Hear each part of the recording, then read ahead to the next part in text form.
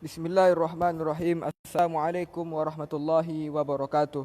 Alhamdulillah wassalatu wassalamu ala Rasulillah wa ala alihi wa sahbihi Rasulillahi ajma'in.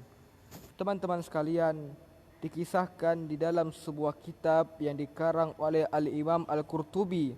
Beliau mengisahkan bahwa ada seorang laki-laki yang mana laki-laki ini tinggalnya di masjid. Kegiatan sehari-harinya di masjid, di rumah Allah. Ngapain? Ketika azan dia yang azan, ketika iqamat dia yang iqamat. Dan suatu ketika dia hendak azan, pada saat itu zaman itu orang tidak ada mic. Beda zaman sekarang. Kalau dulu enggak ada mic, kalau sekarang ada mic. Jadi dia mau azan, dia naik ke atas untuk azan. Sesampai di atas dekat atapnya itu, dia melihat ke bawah ada atap rumah orang Nasrani, wanita cantik yang atapnya kelihatan. Dia melihat ada perempuan cantik dari Nasrani. Maka pikirannya pun juga sudah mulai hang. Dan ini fitnah, godaan wanita sebagaimana yang Allah katakan. Quran yang kita baca, inna kaidakunna azim, kata Allah. Sesungguhnya tipu daya muslihat para wanita itu jauh lebih besar, jauh lebih berat. Sedangkan tipu daya syaitan, Allah mengatakan, Quran yang kita baca surah An-Nisa, inna kaida syaitani kana dha'ifa. Sesungguhnya tipu daya syaitan itu lemah. Maka si laki-laki tersebut, dia teruskan azannya. Sesampai selesai azan, dia turun dan langsung menemui rumah wanita Nasrani tadi. Dia ketok pintunya. Maka keluarlah wanita Nasrani tadi keluar, dan dia mengatakan, ada apa kamu mengetok-ngetok pintu rumah saya? Apa keinginanmu? Kata si laki-laki ini, saya inginkan dirimu. Kata si perempuan Nasrani ini, saya enggak suka gombalan, saya enggak suka rayuan. Tolong ya, jangan rayu dan jangan gombalan, saya enggak suka itu semua.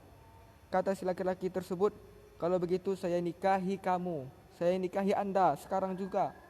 Kata si wanita Nasrani ini, saya ini seorang Nasrani, sedangkan kamu seorang Muslim, dan ayah saya enggak suka kalau ada terjadi pernikahan antar beda agama.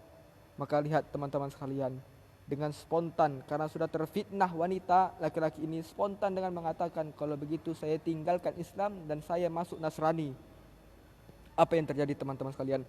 Betul, dia terjadi dan dia menikah di sebuah gereja.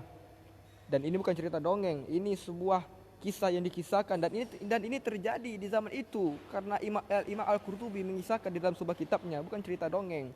Setelah itu dia nikah di sebuah gereja, teman-teman sekalian. Nikah di sebuah gereja. Setelah selesai sesi pernikahan di sebuah gereja, dia kembali ke rumah wanita Nasrani tadi. Orang ini sudah suami istri tentunya, sudah suami istri. Kata si istrinya, bang, tolong abang panjat ke atas atap itu, tolong benarkan dulu itu, supaya kita lebih nyaman, gak ada yang mengganggu, gak ada kepanasan untuk berdua-duaannya gitu. Maka kata si suami tersebut, baiklah saya akan naik ke atas. Dia naik ke atas.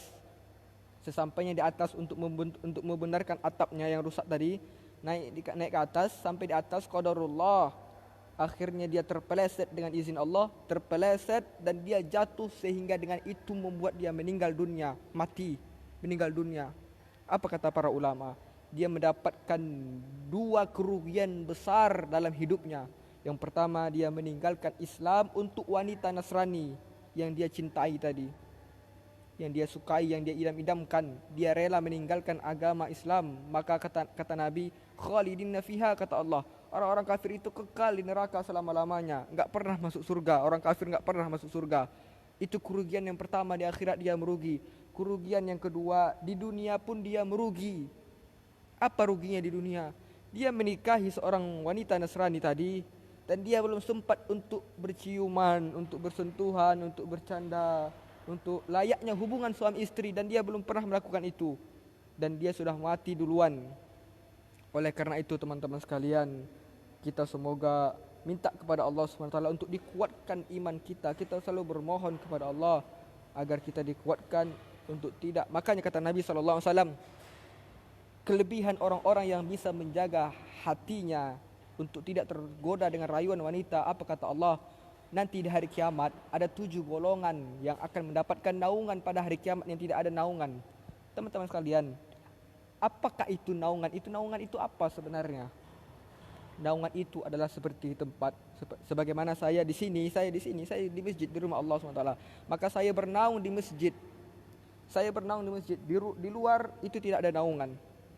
Dan di akhirat tidak ada tempat, tidak ada naungan, hanya naungan Allah. Dan ada 7 golongan yang dikatakan Nabi SAW. Di antara 7 golongan ini, itulah dia, seorang laki-laki yang ketika wanita datang kepadanya, bukan dia yang datang, bukan laki-laki ini yang datang, tapi wanita yang datang untuk menggoda dia dengan postur tubuhnya yang indah, yang cantik dan kaya raya, untuk menggoda laki-laki. Namun laki-laki ini mengatakan, inni akhafullah, saya takut kepada Allah.